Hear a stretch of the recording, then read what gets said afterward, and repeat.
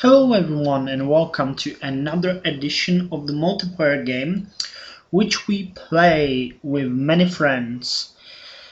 Today is a bit of a special night because we're playing on Friday. Usually it's Saturday and lately mostly Sunday, but because I'm leaving, if you saw my new YouTube video, you know that I'm leaving for my vacation.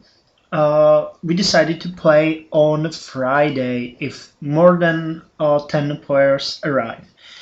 And it looks like there will be 12 of us, so the game has a go. But we're missing some of the major players, like Burgundy, Denmark, Bohemia, and also JD is gone, so there's no Teutonic Order this game. Morocco is gone, Mamluks are not here, so let's hope they will arrive during the day. Some of them send me a message that they will arrive later, so we'll see. This is gonna be a very special game for me because Russia should be, after the 4-year war, strong enough to finally take on the Golden Horde, as I will still research only land to get my army as strong as possible and then give a dealing blow to the Golden Horde and finally get rid of it and get Samara and probably get to the Sea of Azov. Well, we'll see how it goes. Okay, there's another huge war breaking up right now, and that's Norway declared independence and started a war against Denmark, which dragged in Burgundy, which accidentally, well, not by an accident, they sent so many spies into Sweden, into Norway, that you can see the effect, and then they landed troops there. So Norway is pretty much, well, raped. Now it called me to arms, which is just awesome. So here we go. We have to fight for our army. I'm totally thrilled by this fight, as I just got out of one painful war. So let's hope this one will be, well, going a bit better than the one before. And we have a revolt in Usti. Right. And in Viborg. Great. AI has started spamming me with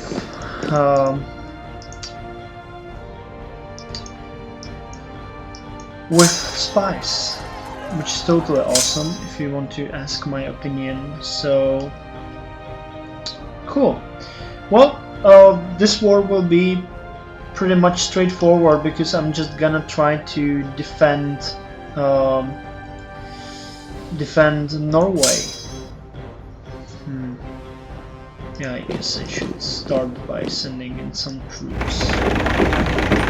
I hope it's not gonna... General's concerned over... Okay, offense, whatever. I don't care.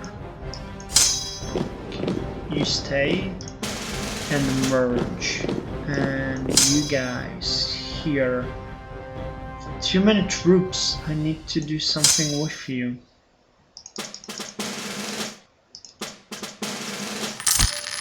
We have only 10,000. And am I at war with... Yeah, I'm at war with Denmark. So cool. Let's just siege these two provinces. And then stop. Okay, well, I'll see how this war goes and I'll get back to you folks soon. Okay, so currently I'm liberating it's the middle Norway. My troops are just going to fight in Yamatland, then regroup in Adisiva and attack Bergenhus, but that's not a pretty much great place to fight, as most of it's in mountains, so I'm gonna get terrible penalties. I'm actually thinking about standing around and waiting for Burgundy to attack.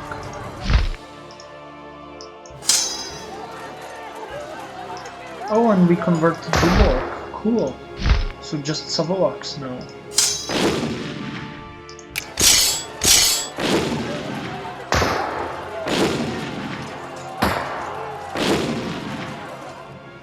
Okay, Yamatland next. Next turn.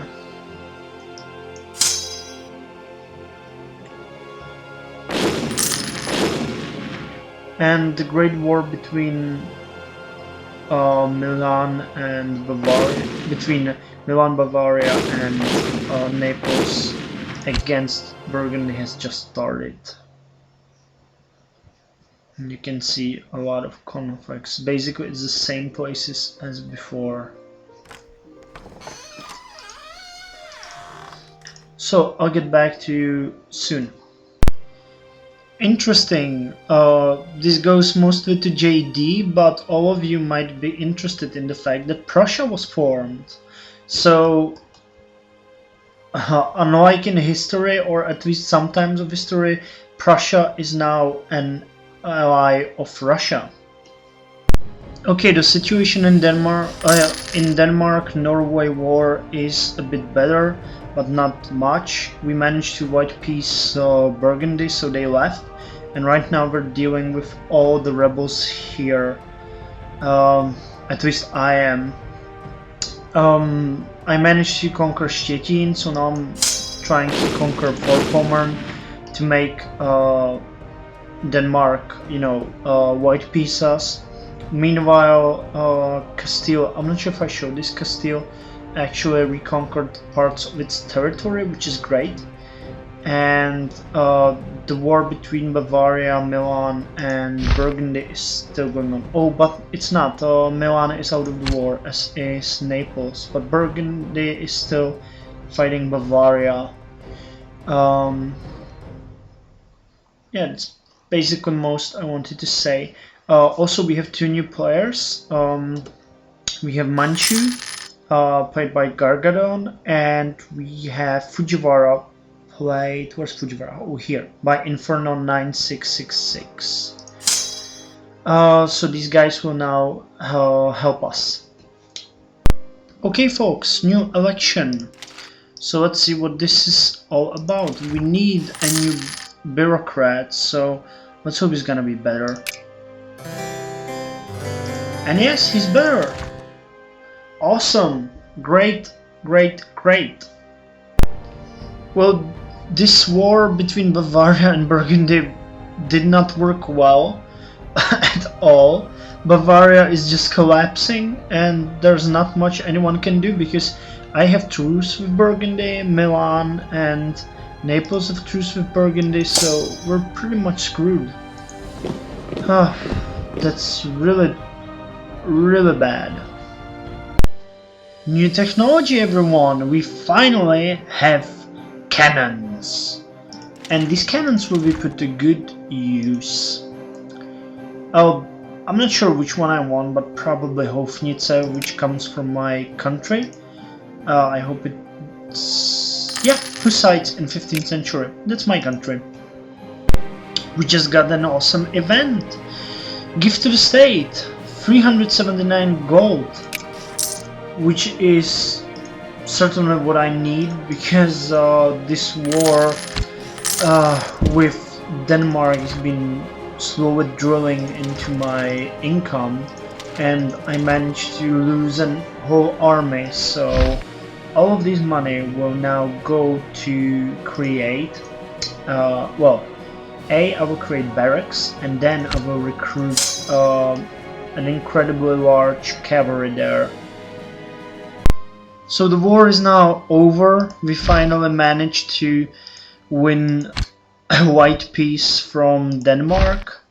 The bad news is that Hansa actually, together with Burgundy, defeated Bavaria, which made Bavaria lose a couple of territories, which is not that good.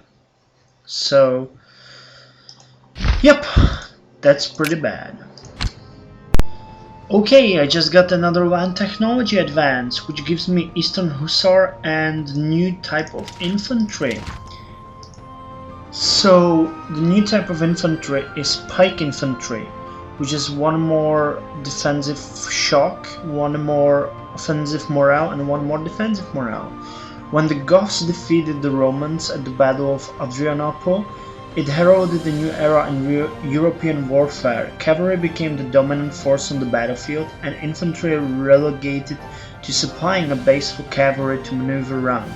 The English victories in the Hundred Years' War, although with infantry armies, relied on defensive tactics. However, the Swiss pikemen on the late 15th century gave infantry an offensive role once again. This quickly noticed by countries in Eastern Europe, and German mercenaries were invited over to teach new tactics. Again, they have a typo there. Probably this was quickly noticed. And we have a new cavalry, Eastern Hussar, as well. Gets one more defensive shock and one more offensive morale. An exuberant Hungarian light cavalry unit renowned through Europe for its high discipline and skill. And the new cannon in Kuban will be pretty nice. So I think we're almost ready to attack the Golden Horde. I'll just recruit more armies and then we're off to the great battle. Well, Europe is quite peaceful while I prepare for the war with the Horde. Let's build some cavalry here.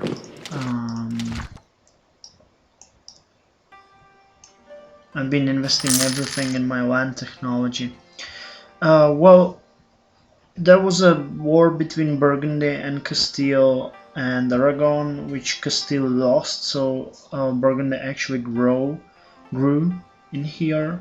There's another war between England and Bohemia, which England is winning, and there's another war between Denmark and Hansa, which is Hansa winning. So it's still a bit weird. Europe is in a weird state of flux from nowhere to nowhere. So we'll see. Okay everyone, I'm ready to war with the Golden Horde, which is the good news.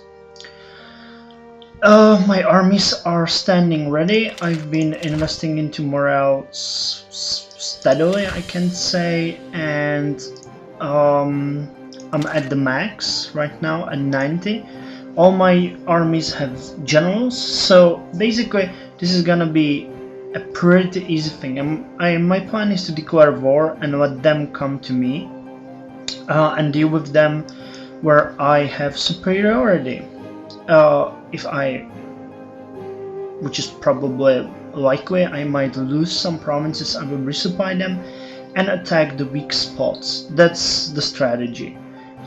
This game I would like to get Zaporozhye and Samara and maybe even Kursk or Voronezh, but I'm not sure about that. We'll see. I have to say I'm pretty nervous about this because it can blow up right in my face. But what can you do? Okay, declaring war now. And I have no diplomats. Okay. That's pretty lame. So I have to wait for diplomat